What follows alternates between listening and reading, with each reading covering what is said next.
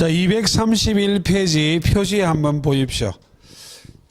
자, 우리 공인중개사와 관계된 민법에 관련된 특별법은 5가지가 있어요. 그 중에 하나는 입문 과정에 어렵다고 빼버렸네요. 가등기 담보 등에 관한 법률이 좀 난해합니다. 그럼 빠져 있고 나머지 4가지 법률만 입문 과정의 맛을 보자는 취지입니다. 그래서 한 장 넘기시고 232페이지요. 주택임대차 보호법입니다. 예, 가등기 담보 등에 관한 법률을 제외한 4가지 법률은 2차 과목하고 중복이 돼요. 오늘 하는 주택임대차 보호법, 상가건물임대차 보호법, 다음 주에 할 부동산 실명법, 이런 것들은 공인중개사법 할 때 또 자세히 합니다. 중개실무와 밀접한 관련이 있기 때문에 오히려 민법보다 더 자세히 할 거예요. 다만 물어보는 논점이 약간 달라요. 다른 이론을 한다는 건 아니고. 그리고 집합건물법도 나중에 등기법을 할 때 집합건물에 관한 등기, 구분건물에 관한 등기를 할 때 좀 배울 겁니다. 관련성이 좀 있어요. 근데 가등기 담보 등에 관한 법률은 2차 법률하고 2차 과목하고 아무 관계가 없습니다. 실상 가등기 담보 등에 관한 법률을 민법 시간에 자세히 설명해야 됩니다. 근데 2차 과목하고 중복되는 걸 입문 과정에 한번 보자는 취지입니다. 전제하여 말씀드리는 이유가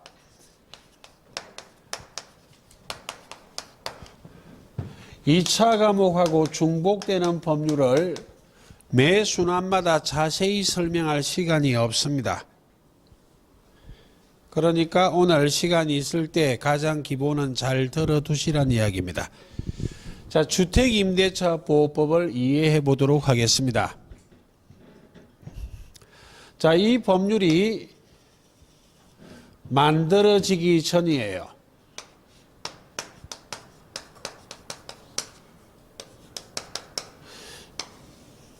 이 법률이 만들어지기 전에는 주택임대차도 무엇을 적용하였다? 민법을 적용했다는 이야기입니다. 민법을 적용해 보니까 어떤 문제점이 생기는지를 먼저 이해를 해 보겠습니다. 임대차의 목적은 물건이라 그랬어요. 물건을 임대차하지 권리는 임대차할 수 없습니다. 물건을 동산, 부동산으로 나누었을 때 부동산도 여러 가지가 있습니다. 토지도 있고 건물도 있고 그 외에도 있어요. 건물도 여러 가지가 있다고. 주택도 있고 상가 건물도 있고 뭐 공장 건물도 있고 창고 건물도 있고 기타 등등이요. 이 중에 주택임대차나 상가건물 임대차에 대해서 일반법인 민법을 그대로 적용해 보니까 문제가 생긴다는 것을 발견하고 주택임대차 상가건물에 대해서는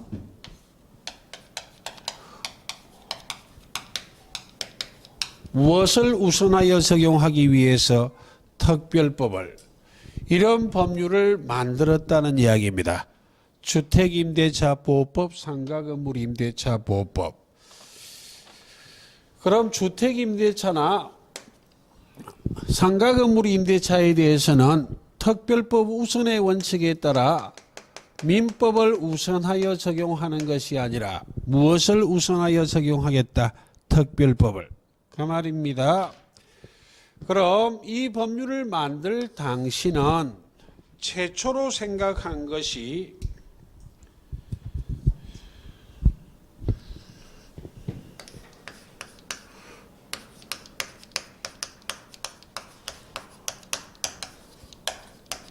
존속기간의 보장을 생각했어요. 이 존속기간의 보장이 대항력입니다. 대항력.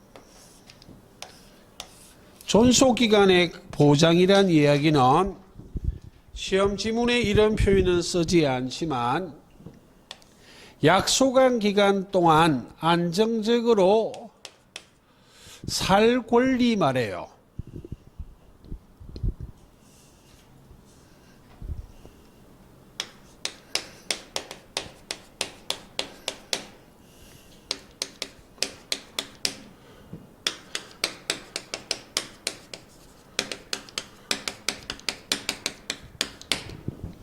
약속한 존속기간 동안에 그 주택, 집에서 안정적으로 살다가 이사갈 권리가 바로 존속기간의 보장입니다. 그게 대항력 문제예요. 왜냐하면 로마법 이래로 가장 유명한 법언이 매매는 임대차를 깨뜨린다.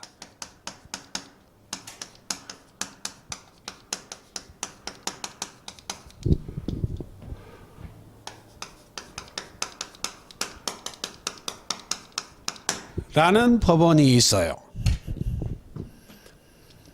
자, 매매가 임대차를 깨뜨리는 걸 한번 보자고요. 가령 주택을 소유하는 갑이 있고 갑을 간에 주택 임대차를 했습니다.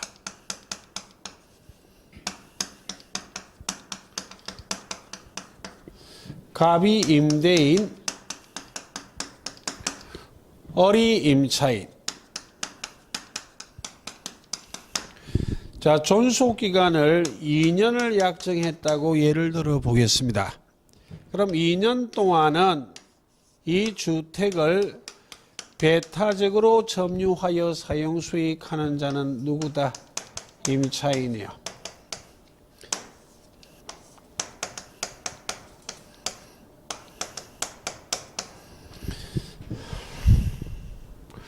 그런데 차후 하나의 예를 들 뿐입니다.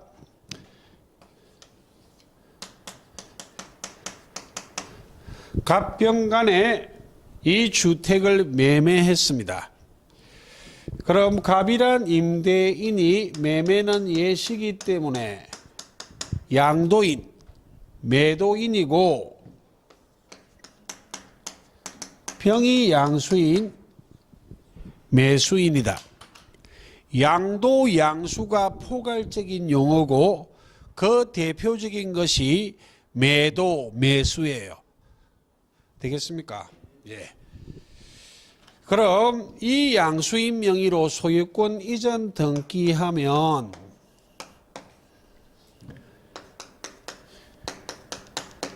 이 양수인이 소유권을 취득한다고 새로운 소유자가 된다. 그럼 이 양수인은 이 계약의 당사자다? 아니다. 아니라고. 그래서 먼저 먼저 임대차 했는데도 뒤늦게 매매하면 뒤늦게 한 매매가 먼저 한 임대차를 깨뜨려 버려요. 가령 예를 든다면 2년 약정했는데 1년 후 그냥 편의상 제가 기간을 잡은 거예요. 매매해버리면 아직 임차인이 이 집에 살다 갈 권리가 1년 남았잖아요.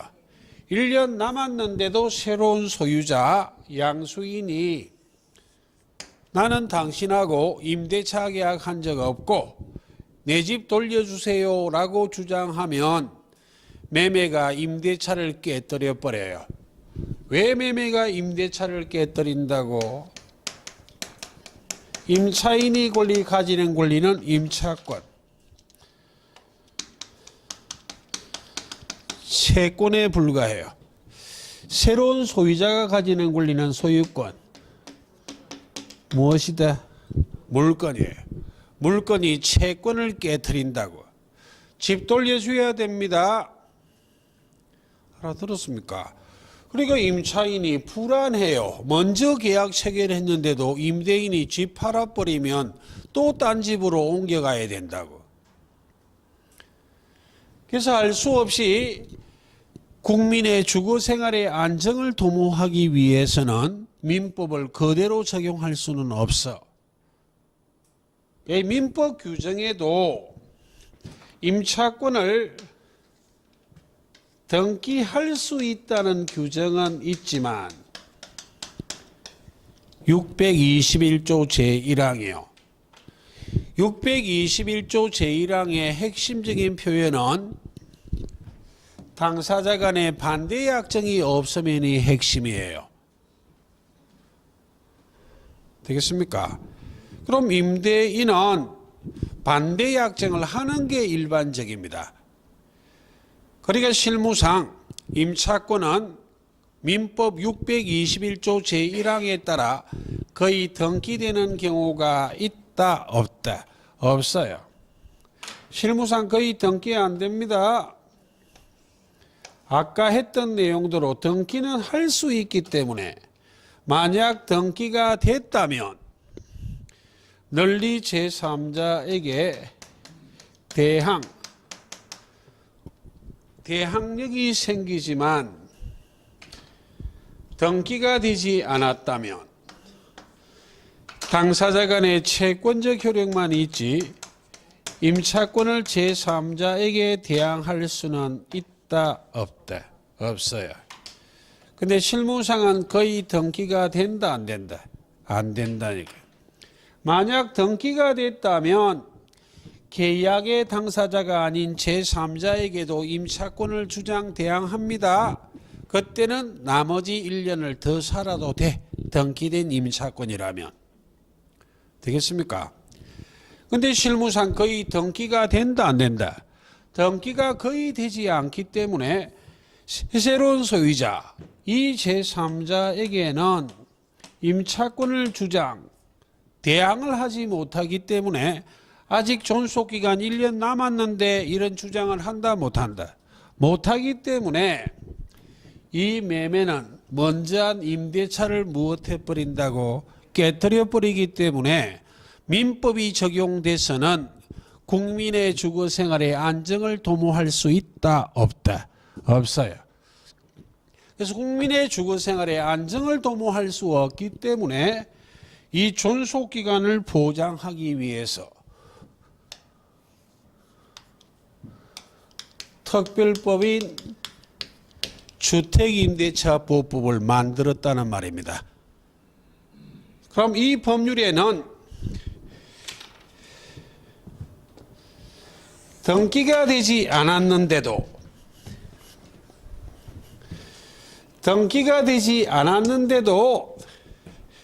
제3자에게도 임차권을 주장, 대항할 수 있는 것을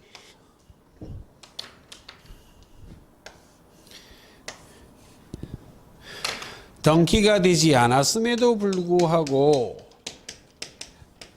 존속기간을 보장, 제3자에게도 임차권을 주장, 대항할 수 있는 것을 규정했다는 말이에요. 되겠습니까? 그게 대항력이에요. 그럼 대항력 취득의 요건은 주임법의 규정, 대항력을 취득하기 위해서 어떤 요건을 갖추어야만 하는가? 그 요건은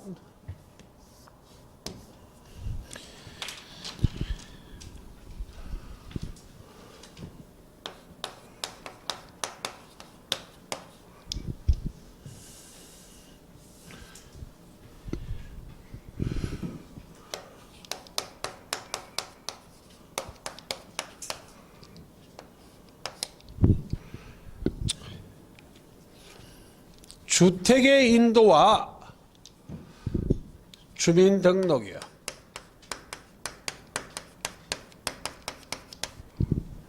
주택의 인도를 달리 점유라고 말합니다. 주민등록을 달리 전입신고라 말해요.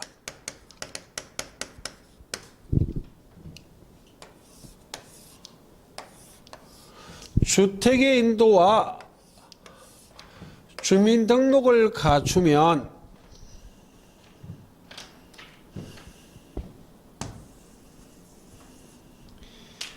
대항 요건이 생겨요. 대항 요건이 생기면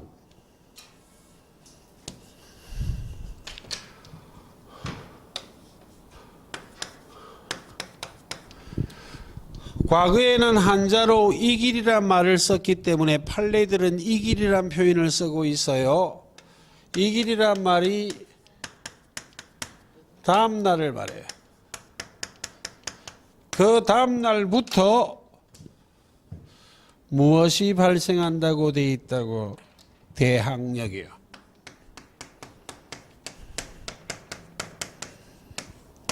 그럼 엄밀히 말하면 법 이론상은 대항요건이란 말과 대항력이란 말이 같은 말이다, 다른 말이다? 다른 말이에요. 주임법, 상임법 할 때에는 대항력과 대항요건 구별해야 돼. 근데 민법의 판례를 보면, 특별법 말고요. 민법의 판례를 보면 대법원 판례가 이 용어들을 혼용해 써버립니다. 왜냐하면 대법관들이 사법시험 합격한 지가 수십 년이 지났기 때문에 이런데 별로 신경 안 써버려요. 대항력을 막 대항요건이라는 용어를 써버린다고. 학자들이 해석해서 민법의 판례야. 여기 말고 여기서 말하는 대항요건이란 대항력을 의미한다. 이렇게 학자들이 해석해놨다고. 알아들었습니까? 그래서 민법의 판례에서는 이걸 세밀하게 구별할 필요는 없어요. 지금 민법 아니고 민사특별법 하고 있어요. 거기서는 구별해야만 한다. 대항요건을 갖춘 그 다음날 무엇이 생기기 때문에 대항력이요. 그럼 오늘 대항요건을 갖추었다면 대항력은 언제 발생하는 것이다? 내일이요. 그러니까 다른 말이잖아요. 그럼 가령 예를 든다면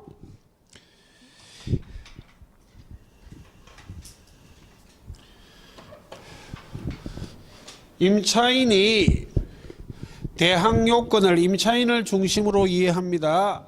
임차인이 대항요건을 2월 14일 날 갖추었어.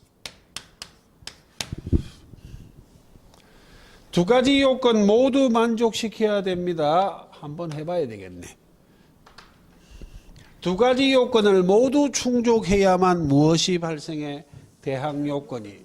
그럼 가령 예를 든다면 이사는 2월 13일 날 가고 주민등록은 그 다음 날 했어요. 그럼 대항요건을 갖춘 날은 언제다? 예. 그럼 대항력은 언제 발생했다? 그럼 이 새로운 소유자 병명의로 소유권 이전 등기된 날이 2월 14일 날 등기됐어요. 새로운 소유자에게 임차권을 주장, 대항할 수 있다, 없다? 누가 빠르냐고요? 빠른 게 병이다, 어리다?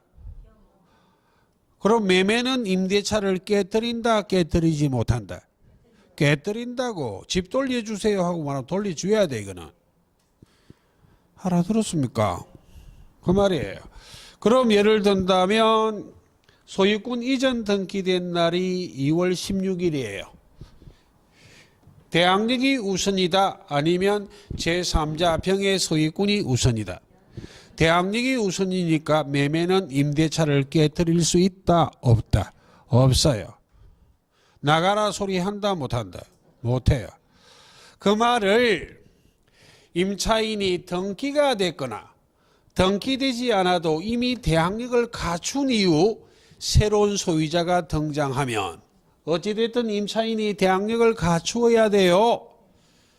매매가 임대차를 깨트리지 못한다는 말을 주임법에는 양수인은 양도인의 지위를 성계한다. 임대인의 지위를 성계한다고 규정하고 있어.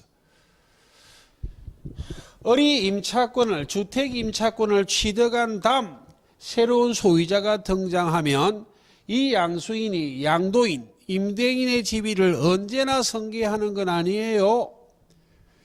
임차권이 먼저 대항력을 갖추어야 돼. 민법 621조에 따라 등기가 됐거나 또는 등기가 되지 않아도 주임법에 따라 먼저 대항력을 갖춘 상태에서 새로운 소유권을 취득한 자가 등장하면 그 새로운 소유자, 주택의 양수인은 양도인, 임대인의 지위를 성계하지만 대항력보다 이 등기가 먼저라면 성계한다 안 한다? 안 한다고. 그래서 이 사례는 대항력을 갖춘 후 소유권을 취득한 제3자가 있다면 임대인의 지위를 성계했기 때문에 임차인이 제3자인 새로운 소유자 양수인에게도 임차권을 주장, 대항할 수 있다 없다? 있다. 그 말입니다.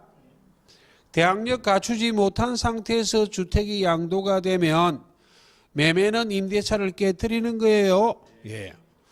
이 사례는 매매를 임대차를 깨트리지 못해요. 그럼 이런 경우는 어떻게 할 거냐고.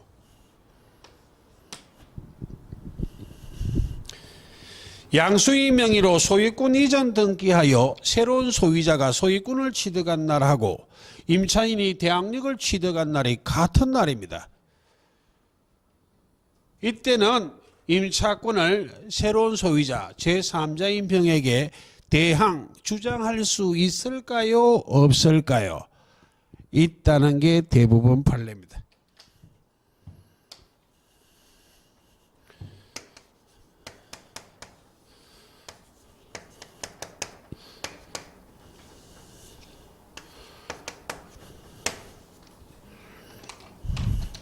판례가 이걸 살짝 집어넣었다. 이 판례가 나온 시절이 종이 등기부였을 때 나온 판례예요. 지금은 100% 전산화되어 있지만 나중에 장기적으로 등기제도는 24시간 운용할 계획이에요. 지금 아직까지 24시간 운용은 안 하겠지만 등기법 시간에 하시고, 종이 등기부였을 때는 등기소 문 열어야 업무 시작해. 해 떠야 된다고. 됐습니까? 그럼 2월 15일 오전 0시에 대항력이 발생해 버리기 때문에 병명의로 2월 15일 등기된 것은 해 뜨고 등기소 문 열었을 때 등기된 거예요. 누가 우선한다고? 임차인의 대항력이 우선한다고. 이건 법률 규정이 의인 판례예요. 다시 주택의 인도와 점유는 같은 의미, 주민등록과 전입신고도 같은 의미, 두 가지 요건을 모두 충족한 그날에 무엇이 발생하고 대항요건이, 그 다음날 대항력이 생긴다는 것이 대법원 판례인데, 이와 같이 문제가 생긴다는 것을 그 다음날 대항력이 발생한다는 게 법률 규정인데, 이와 같이 문제가 생겨서 대법원까지 올라가니까 이 문제를 해결하기 위해서 대법원 판례가 무엇이라 말해?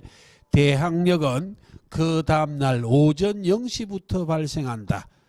그 다음날 등기된 모든 물건자보다 무엇이 우선한다는 표현이다. 임차인의 대항력이. 이 경우에는 새로운 소유자에게 임차권을 주장, 대항할 수 있어요. 되겠습니까? 네. 라는 것을 이해를 하시고, 날짜 이런 거 시험에 안 물어봅니다. 민법에는. 중개사법은 모르겠고. 이건 초창기에 주임법 만들 당시에 물어보던 내용이에요. 여러분처럼 고미한 분들을 모시고 숫자가 장난 안 쳐요. 81년도에 만들었는데 이 80년도에나 논점이지. 지금 2020년을 바라보는 오늘 이런 문제가 논점이다 아니다. 날짜 갖고 안 물어봐요. 됐습니까? 날짜 계산 이런 거 그냥 한번 해보라고 지금 하는 거예요. 나중에는 안 해. 이제. 그럼 여기서 조금만 더 해보면 대항력 취득 요건으로 주민등록이란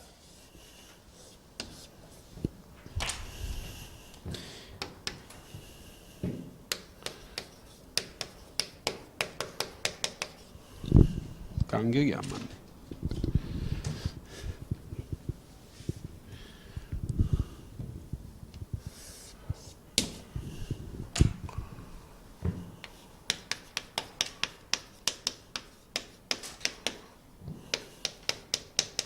실상 실무에서도 이 주민등록이 논점이에요. 언제부터 그 집에 살았는지 이런 건 따져봐야 잘 몰라. 분쟁이 생긴다고. 근데 주민등록은 국가기관에서 관리하는 공적장부에 딱 드러나기 때문에 언제 주민등록이 됐는지를 알 수 있다 없다. 법 이론상은 이 두 가지 요건을 다 갖추어야 대항요건이 생기고 대항력은 그 다음날 오전 0시에 발생한다는 논리인데 실무에서는 대항력 취득 요건으로서는 무엇이 중요해? 주민등록으로. 살고 있는지 안 살고 있는지는 표현은 죄송하지만 가라로도 할 수 있는데 실상 안 사는데도 사는 것처럼 위장해 둘 수도 있다 없다. 있기 때문에 실무에서도 확연하게 그 집에 사는지 안 사는지가 드러나면 몰라도 그건 논점이 아니고 무엇이 논점이라고? 주민등록이요. 대항력 취득 요건으로 주민등록이란 어떤 요건을 갖추어야 대항력을 취득할 수 있는가? 그 말입니다.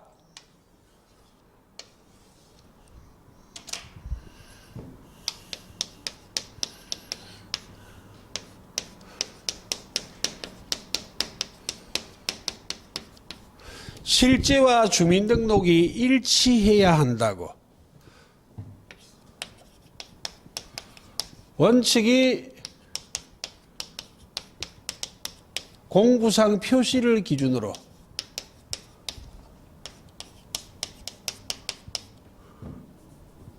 애초에는 원칙이 아니었어요. 법 만들고 한 10여 년 정도는. 근데 운용해 보니까 문제가 생긴다는 걸 발견했거든. 그래서 원칙이라 예외적인 판례는 있어요. 이것도 시험 아닙니다. 여기까지는. 공부상 표시를 기준으로 하여 실제하고 주민등록이 일치해야만 돼요. 그럼 실제하고 주민등록이 일치하기 위해서는 어떤 요건을 갖추고 있어야만 하는가?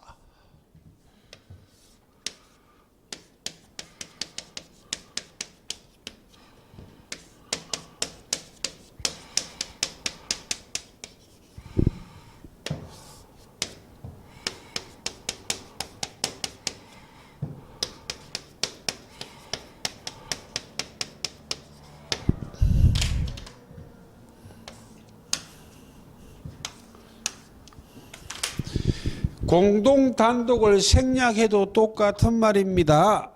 다세대 공동주택은 줄여서 무엇이라 표현하고 다세대주택. 다가구 단독주택은 줄여서 무엇이라 표현하기도 해? 다가구주택. 주로 공동단독은 생략해버립니다. 눈치를 챌까 봐. 이건 과거에는 중요한 논점이었지만 최근에 이게 정답이 되지는 않습니다. 그럼 다자는 많을 다자이기 때문에 다세대는 세대수가 많다는 말이고 다가구는 가구수가 많다는 말이에요. 굳이 해석하면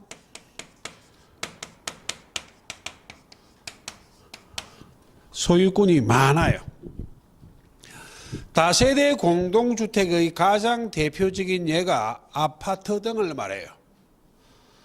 아파트는 건물 한 동 내부에 세대수가 많잖아요. 101호, 102호, 103호, 104호 소유자가 다 달라. 같은 경우도 있던데 이게 두세 가지 문이고 그런 거 하지 마시고. 소유권의 수는 많다고. 근데 다가구 단독주택은 소유권이 하나밖에 없어요. 그래서 오래전에 TV 드라마 연세 많은 분은 잘 아실 것이고 서울의 달이라는 게 있었어요. 달동네요. 대문을 딱 열고 들어가면 방 하나 부엌 하나 방 하나 부엌 하나.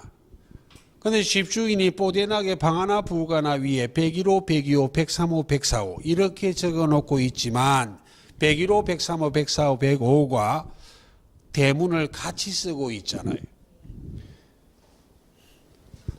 다세대 공동주택이 되기 위해서는 101호 102호가 아파트처럼 구조상 이용상 독립성이 있어야 돼. 구조적으로 옆집하고 견고한 벽과 아래 위층으로 분리되어 있고 이용상 독립성, 독립된 출입문과 독립된 통로가 있어야 돼. 아파트는 그렇게 되어 있잖아요. 그렇지만 방금 말했던 서울의 달의 달동네 그 집은 대문을 같이 쓰고 있기 때문에 이용상 독립성이 있다 없다? 없어요.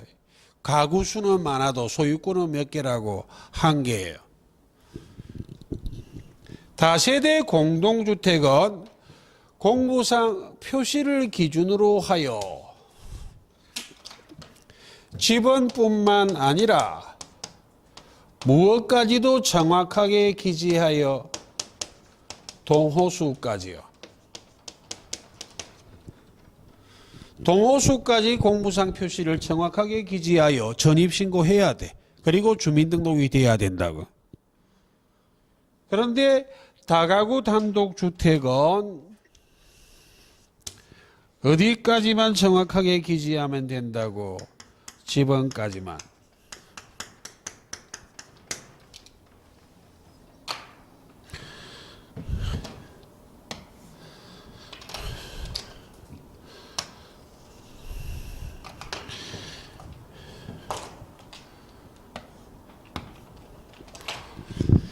그럼 연세 많은 분은 서울의 달을 연상하고 연세가 많지 않은 분들은 억지로 과거에 달동네 생각하시고 부산에 달동네 많잖아요. 안 가보셔서 모르겠지만 그럼 대문을 같이 쓰고 있다면 다가구 주택이에요. 그럼 집주인이 방 하나 부엌 하나 그 위에 101호 102호 적어놨다고요. 그럼 거기에 임차인으로 주택에 세입자로 들어가면 전입신고할 때 지번까지만 정확하게 기재하여 전입신고하면 되지 주인이 뽀대나게 101호 102호 적어놨다고 그것까지 적을 필요는 있다 없다? 없어. 그럼 아파트 등은 지번까지 뿐만 아니라 공부상 표시를 기준으로 무엇까지도 동호수까지도 이 판례가 나오고 시험에 자주 나왔어요. 이것도 수십 년 돼서 안 물어봅니다. 혹시 지문에 나올까 봐 보여드리는 것이지. 그래서 과거에 이런 일이 있었어요. 입문과정이니까 좀 가볍게. 원래 공부상 표시는 가나다라로 돼 있어. 4개 동이 있다면 가동, 나동, 타동, 라동 이렇게 돼 있어요. 그럼 어디부터 나온 시작인지 몰라도 한글을 천시하는 사상이 조선시대부터 있었거든. 지금도 아파트 이름이 영어 이름이면 괜히 있어 보여. 개나리 아파트 이렇게 말하면 서민 아파트 같아. 무슨 타워 이라면 괜히 있어 보인다. 소비 심리가 그렇습니다. 이게 오늘 어제 생긴 게 아니라 한글을 천시하는 사상이 아직까지 좀 남아 있어요. 괜히 영어면 옛날에 속된 말로 저는 그때 안 살았죠. 양동 그 양재물도 뭐 붙자고 이런 이야기도 있더라고요. 쓸데없는 소리고. 그래서 아파트 이름은 영어 이름인데 잘 팔린답니다. 아직까지도. 쓸데없는 소리고. 그리고 아파트 외벽을 A, B, C, D로 적었다고. A동, B동, C동, D동. 공부를 확인하지 못한 사람은 C동이라 적혀지면 전입신고할 때 뭐라 적어버렸다고? C동이라고. 공부에는 어떻게 되어 있다고? 다동이요. 그럼 원칙은 대학력을 취득할 수 있다 없다? 없어요. 그 세월이 흘러 판례가 약간 변화가 됩니다. 가나 다 세 번째잖아. A, B, C 세 번째잖아. 그건 대학력을 인정할 수 있다 없다? 있다는 판례가 등장했다고. 그럼 이런 건요. D동에 살아. 그런데 신혼부부 등이 맞벌이 하고 있거든. 애들 키운다고 시어머니 와 있었다고. 그래서 아침 일찍 가니까 동사무소 문을 안 열거든. 며느리도 출근하는 시간이. 어머니 오늘 전입신고하러 가시고 우리 아파트는 D동입니다 했는데 어머니가 이렇게 신고해버렸다. D동이라고. 이런 사건도 있어요. 이는 인정한다는 판례는 없어요. A, B, C, D 짝이 딱 맞으면 인정하겠다는 판례는 있지만 이런 사고들이 있었는데 이런 거 시험에는 지금은 안 물어봐요. 이런 지문이 올까봐 설명드린 부분입니다. 예외적인 판례들은 있지만 자세한 판례 시험 아니에요. 원칙은 공부상 표시를 기준으로 실지하고 주민등록이 일치해야만 대항력이 생기지 일치하지 않는다면 대항력을 인정한다 안 한다? 안 해요. 예, 그 정도를 기억하시고 자 여기까지가 입문 과정의 대항력에 관계된 사항입니다. 나중에 1월부터는 이 부분을 좀 더 심도 있게 할 거예요. 여기에 관련된 판례가 많거든. 그런 것들을 물어보지. 방금 했던 뭐 C동, D동 이런 거 안 물어봐요. 자, 그 다음. 그래서 이 존속기간의 보장, 존속기간 동안에 안정적으로 그 주택에서 살다가 가면 국민의 주거생활의 안정이 보장될 것인가? 아니다 이 말입니다.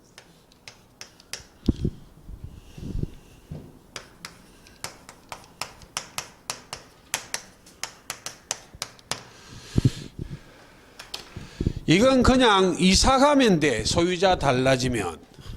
보증금 못 돌려받는다 말 아닙니다. 다만 약속한 기간 동안에 안정적으로 살지 못하고 소유자 달라지면 대항력 없으면 집으로 옮겨야 된다고. 그 당시에는 인플레이션이 자꾸 가속화되고 있는 중이기 때문에 이런 판례들이 나올 때 한 번 옮기면 또 집세 올라가고 집세 올라가고 됐습니까? 그런 현상이었어요.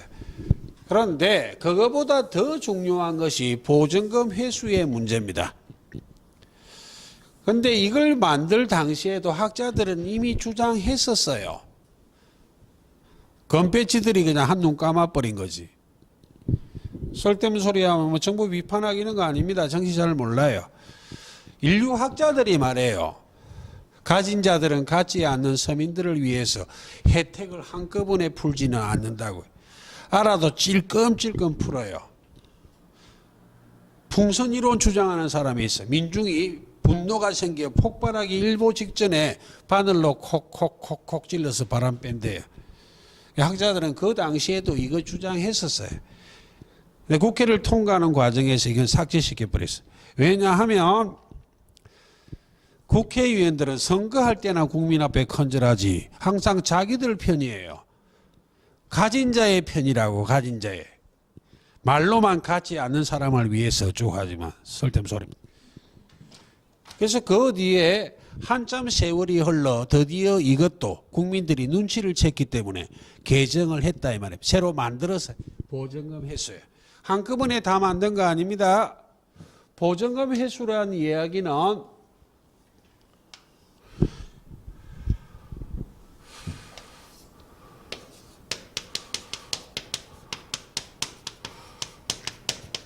우선 변제권과 최우선 변제권에 관계된 논리입니다.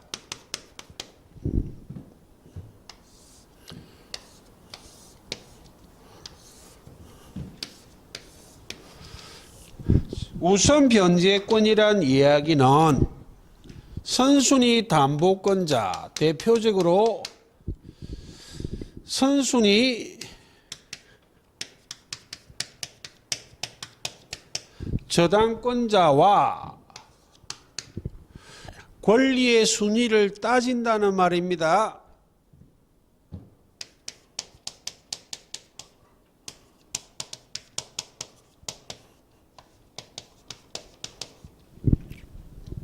최우선 변제권은 가장 최자예요. 선순위 담보권자,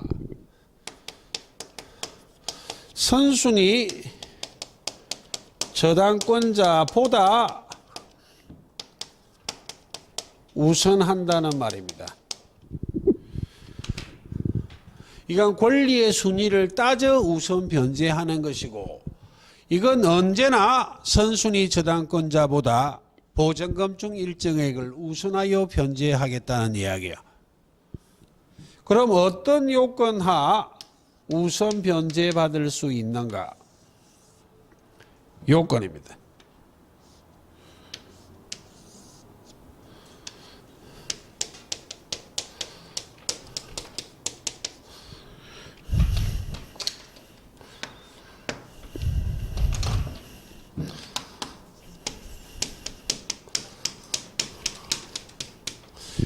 대항력하고 확정일자까지 갖추어야 됩니다. 근데 최우선 변제권은 요건이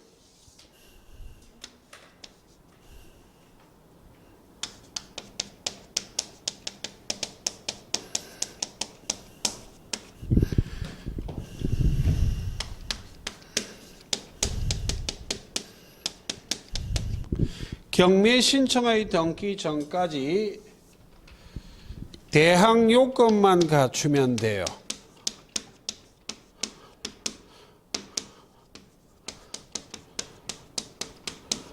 확정일자는 필요 없습니다.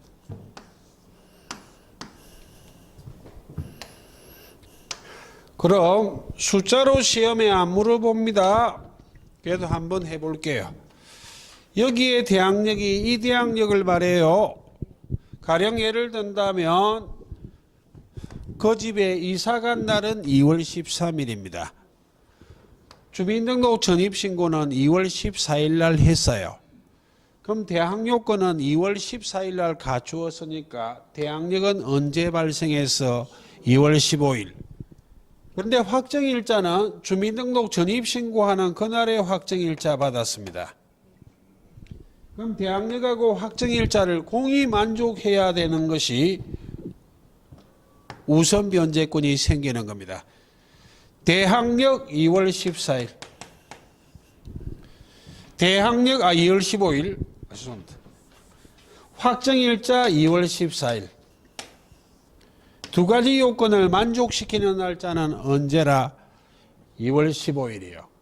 우선 변제권은 언제 발생했다고? 그 말입니다.